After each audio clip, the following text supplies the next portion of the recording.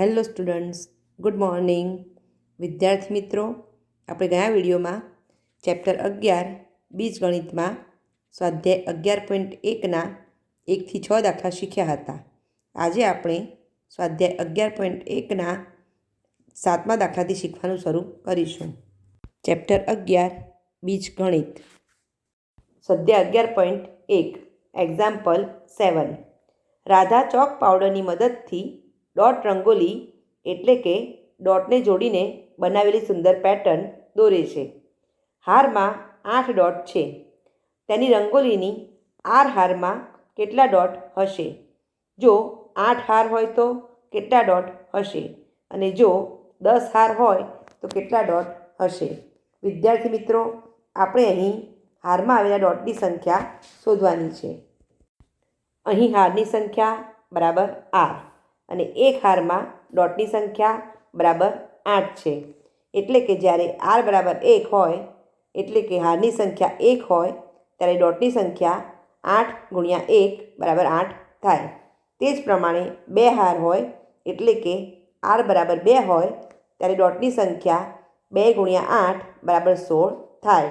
અને જ્યારે 3 હાર હોય એટલે કે આર બરાબર 3 હોય ત્યારે ડોટની સંખ્યા 8 ગુણ્યા 3 એટલે કે 8 તરી 24 થાય. આમ આપણે હારની સંખ્યાને ડોટની સંખ્યા સાથે ગુણાકાર કરવાનો છે. આમ ડોટની કુલ સંખ્યા બરાબર 8 ગુણ્યા આર બરાબર 8 આર. હવે જ્યારે હાર આર બરાબર 8 હોય ત્યારે ડોટની સંખ્યા બરાબર 8 ગુણ્યા 8 એટલે કે 88 થાય. અને જ્યારે આર 10 હોય એટલે કે 10 હાર હોય ત્યારે ડોટની સંખ્યા 8 ગુણ્યા 10 બરાબર 80 થાય. આમ આપેલી હારની સંખ્યાને 8 વડે ગુણીએ એટલે આપણને ડોટની સંખ્યા મળે.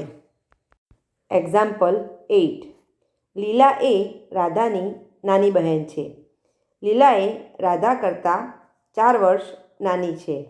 રાધાની ઉંમરને આધારે લીલાની ઉંમર તમે લખી શકશો. રાધાની ઉંમર x વર્ષ છે. અહીં ધારો કે રાધાની ઉંમર x વર્ષ છે, જે આપણે પ્રશ્નમાં આપેલું છે. લીલા એ રાધા કરતાં 4 વર્ષ નાની છે. તેથી આપણે લીલાની ઉંમરને રાધાની ઉંમરમાંથી 4 વર્ષ બાદ કરીશું. માટે લીલાની ઉંમર બરાબર રાધાની ઉંમર માઇનસ 4 વર્ષ. હવે આપણે જાણીએ છીએ કે રાધાની ઉંમર x વર્ષ છે. માટે લીલાની ઉંમર બરાબર x વર્ષ માઇનસ 4 વર્ષ. આમ x માઇનસ 4 વર્ષ થાય. આમ લીલાની ઉંમર x માઇનસ 4 વર્ષ છે.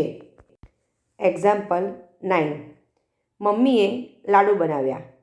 તેણે કેટલાક લાડુ મહેમાનો અને કુટુંબીજનોને આપ્યા. પછી 5 લાડુ બાકી રહ્યા.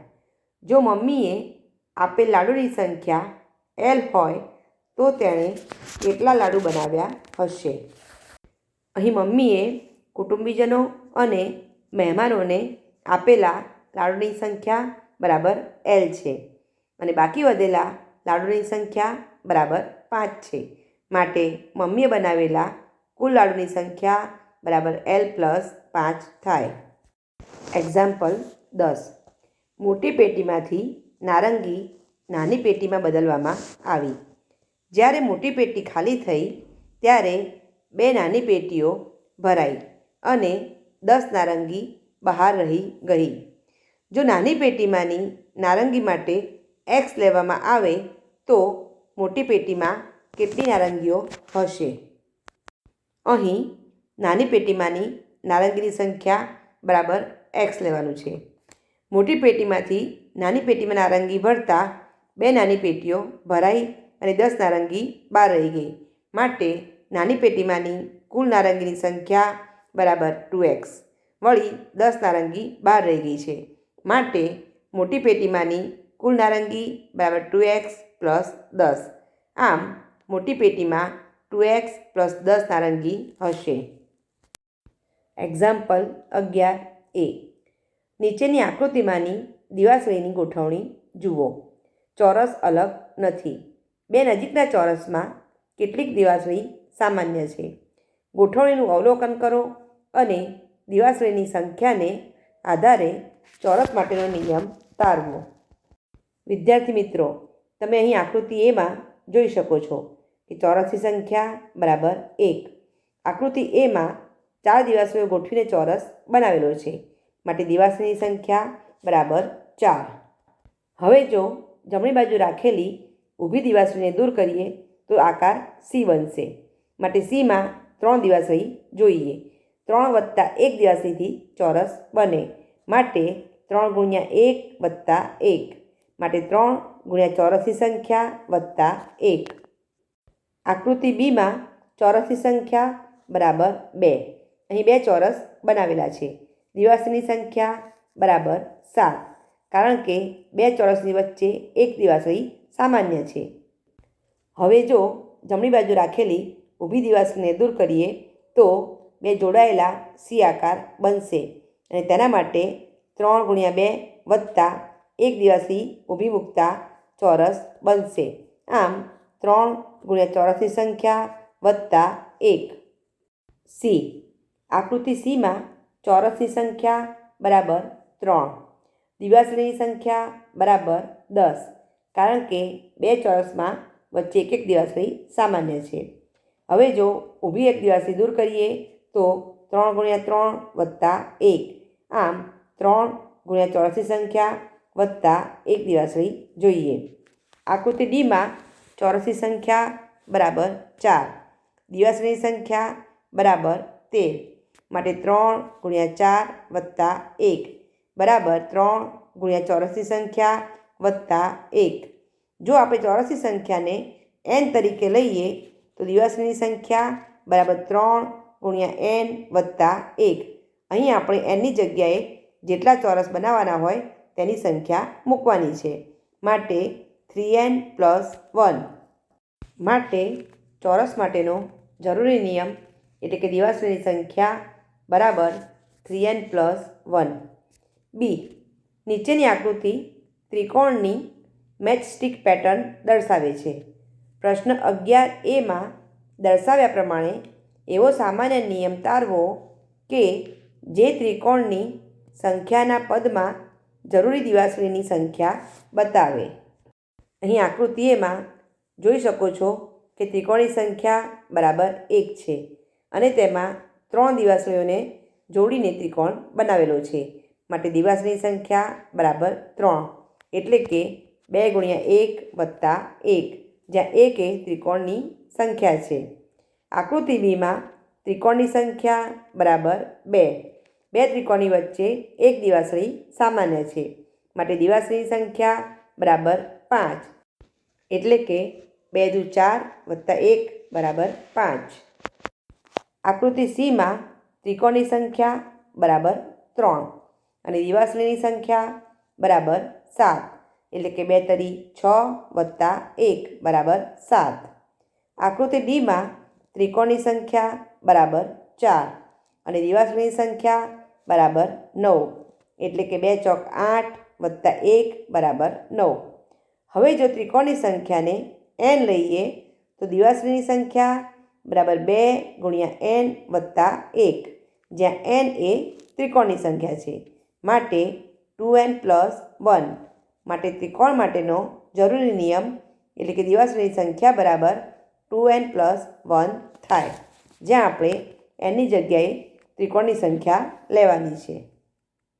વિદ્યાર્થી મિત્રો, તમે આ નિયમની મદદથી ત્રિકોણ માટે કેટલી દિવાસળી જોઈએ તે શોધી શકો.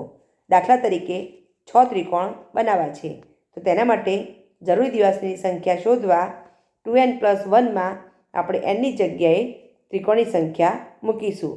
6 ત્રિકોણ માટે nની જગ્યાએ 6 મૂકતા 2 ગુણ્યા 6 વત્તા 1, એટલે કે 6 દુ 12 વત્તા 1, આમ 13 દિવાસળી જોઈએ. આ રીતે તમે ગમેલા ત્રિકોણ માટે જરૂરી દિવાસળીની સંખ્યા શોધી શકો. સ્વાધ્યાય 11.2. વિદ્યાર્થી મિત્રો, આપણે આગળના ચેપ્ટરમાં પરિમિતિ અને ક્ષેત્રફળ શોધતા શીખી ગયા છીએ. એક્ઝામ્પલ 1. સમબાજુ ત્રિકોણની લંબાઈને L વડે દર્શાવી આ Lનો ઉપયોગ કરીને સમબાજુ ત્રિકોણની પરિમિતિ દર્શાવો. તમે જાણો છો કે કોઈ પણ બંધ આકૃતિની પરિમિતિ એટલે તે આકૃતિની બધી બાજુના માપનો સરવાળો. અને સમબાજુ ત્રિકોણ એટલે કે જે ત્રિકોણની બધી બાજુઓના માપ સરખા હોય તેને સમબાજુ ત્રિકોણ કહેવાય. અહીં આકૃતિમાં સમબાજુ ત્રિકોણ દર્શાવેલો છે. આ ત્રિકોણ એબીસી એ સમબાજુ ત્રિકોણ છે અને તેની બાજુઓના માપ એલ વડે દર્શાવ્યા છે. હવે ત્રિકોણ એબીસીની પરિમિતિ બરાબર તેની ત્રણેય બાજુના માપનો સરવાળો. માટે ત્રિકોણ એબીસીની પરિમિતિ બરાબર એબી વત્તા બીસી વત્તા સીએ. હવે બધી બાજુના માપ સરખા છે અને તે એલ વડે દર્શાવેલા છે. માટે એલ વત્તા એલ બરાબર 3L. આમ સમબાજુ ત્રિકોણની પરિમિતિ 3L છે. એક્ઝામ્પલ 2. નીચે નિયમિત ષટકોણની બાજુઓને એલ વડે દર્શાવી આ એલની મદદથી નિયમિત ષટકોણની પરિમિતિ દર્શાવો. વિદ્યાર્થી મિત્રો, તમે જાણો છો ષટકોણ એટલે કે જે બહુકોણના 6 ખૂણા હોય તેને ષટકોણ કહેવાય. અને નિયમિત ષટકોણ એટલે કે જેની બધી બાજુઓના માપ સરખા હોય તેવા ષટકોણને નિયમિત ષટકોણ કહેવાય.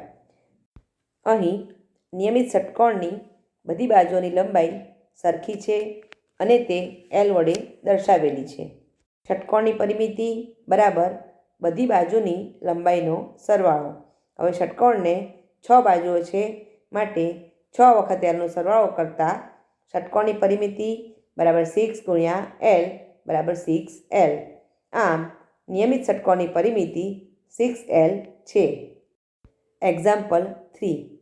6 સપાટી અને દરેક સપાટી ચોરસ હોય તેવો ત્રિપરિમાણીય ઘન નીચે આકૃતિમાં દર્શાવેલ છે. ઘનની ધારની લંબાઈને એલ વડે દર્શાવી આ ઘનની ધારની કુલ લંબાઈનું સૂત્ર મેળવો. વિદ્યાર્થી મિત્રો, અહીં આકૃતિમાં ઘન દર્શાવેલો છે અને તેની ધારની લંબાઈને એલ વડે દર્શાવેલી છે. હવે તમે જાણો છો કે ઘનને કુલ 6 સમાન સપાટીઓ છે અને ઘનને કુલ 12 ધાર હોય છે. આ બધી ધાર સમાન હોય છે. અહીં ઘનની ધારની લંબાઈ બરાબર એલ. માટે ઘનની બધી ધારની કુલ લંબાઈ બરાબર 12 ગુણ્યા એલ. કારણ કે ઘનને 12 ધાર હોય છે માટે 12L. આમ ઘનની બધી ધારની કુલ લંબાઈ 12L થાય. એક્ઝામ્પલ 4. વર્તુળના કેન્દ્રમાંથી પસાર થતા વર્તુળ પરના બે બિંદુઓને જોડતો રેખાખંડ એ વર્તુળનો વ્યાસ છે. આકૃતિમાં રેખાખંડ AB એ વર્તુળનો વ્યાસ છે. C એ તેનું કેન્દ્ર છે. ત્રિજ્યાના સંદર્ભમાં વ્યાસ Dને દર્શાવો. અહીં આકૃતિમાં વર્તુળ દર્શાવેલું છે. આપેલા વર્તુળની ત્રિજ્યા બરાબર R અને વર્તુળનો વ્યાસ બરાબર D. આકૃતિમાં રેખાખંડ AB એ વર્તુળનો વ્યાસ છે અને રેખાખંડ CP એ વર્તુળની ત્રિજ્યા છે. હવે વર્તુળનો વ્યાસ બરાબર D. વર્તુળનો વ્યાસ બરાબર 2 ગુણ્યા વર્તુળની ત્રિજ્યા. વિદ્યાર્થી મિત્રો, તે તમે આગળ શીખી ગયા છો. માટે 2 ગુણ્યા R. માટે વ્યાસ D બરાબર 2 ગુણ્યા R બરાબર 2R. એક્ઝામ્પલ 5. 14, 27 અને 13નો સરવાળો કરવાની આપણી પાસે 2 રીતો છે. સૌથી પહેલાં આપણે 14 અને 27નો સરવાળો કરી અને 41 મેળવીશું અને પછી તેમાં 13 ઉમેરીશું. તેનો કુલ સરવાળો 54 થશે. અથવા B. 27 અને 13નો સરવાળો કરી 40 મેળવીશું અને પછી તેમાં 14 ઉમેરી 14 + 27 + 13 બરાબર 14 + 27 + 13. આ કોઈપણ 3 અંક માટે કરી શકાય. આ ગુણધર્મ સરવાળા માટે જૂથનો નિયમ તરીકે ઓળખાય છે. પૂર્ણ સંખ્યાના પ્રકરણમાં આ ગુણધર્મને દર્શાવેલ છે, જે આપણે ભણી ગયા છીએ. સામાન્ય રીતે અહીં ચલ A, B અને Cનો ઉપયોગ કરવામાં આવે છે. વિદ્યાર્થી મિત્રો, અહીં પ્રશ્નમાં આપ્યા પ્રમાણે 3 સંખ્યાઓ એ, બી અને સી માટે સરવાળામાં જૂથ નીચે પ્રમાણે દર્શાવી શકાય. તમે આની આગળ સરવાળાનો જૂથનો નિયમ ભણી ગયા છો. એટલે કે સરવાળો ગમે તે બેનું જૂથ બનાવીને કરવામાં આવે તો પણ તેનો જવાબ સરખો જ આવે છે. તે પ્રમાણે એ વત્તા બીનું જૂથ બનાવી વત્તા સી બરાબર એ વત્તા બી અને સીનું જૂથ બનાવીએ બરાબર એ વત્તા સી વત્તા બી થાય.